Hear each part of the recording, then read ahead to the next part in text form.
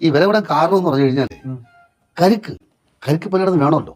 അപ്പം നമ്മൾ ഈ മൂക്കാതെയാണല്ലോ കരിക്ക് വെട്ടണത്. ഇപ്പൊ 2-ാം കൊല 3-ാം കൊല 4-ാം കൊല എന്ന് പറയും. 4-ാം കൊല മൂത്ത തേങ്ങ. പക്ഷെ 4-ാം കൊലയിലേക്ക് എത്തിക്കുന്നില്ല. അതിന് മുമ്പ് കരിക്ക് വെട്ടിയെടുക്കല്ലേ. ഇപ്പൊ തേങ്ങ കിട്ടാനില്ല. അതാണ് തേങ്ങയ്ക്ക് ഇത്രയും വില. റബ്ബറും ഇങ്ങനെയാണ്, അങ്ങോട്ടോ ഇങ്ങോട്ടോ അങ്ങോട്ടോ മാറി മാറി നിൽക്കല്ലേ. അത് ഒരു താങ്ങ് വില വേണം. ഇല്ലെങ്കിൽ പ്രശ്നം എന്ന് അറിയാമോ, കൃഷിക്കാർക്കും സാധാരണ ജമ്മിമാർക്കും ഇടത്തരം കൃഷിക്കാർക്കും പ്രശ്നം ഉണ്ടാകും.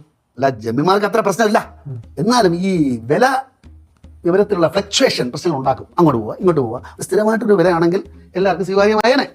അല്ല സത്യത്തിൽ എന്താ വേണ്ടത്? എനിക്കൊന്നും വേണ്ട. എനിക്കെന്ത്, ഞാൻ ഒന്ന് താങ്ങ് വില പറയുന്നേ ഉള്ളൂ. താങ്ങാറുണ്ടല്ലോ.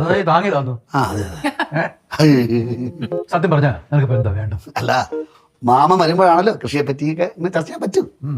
ഈ ഒരു കാര്യം അങ്ങ് പടവരത്തോട്ട് നമുക്ക് അവിടെ നിന്ന് വിശദമായിട്ടൊന്ന് ചർച്ച ചെയ്യാം.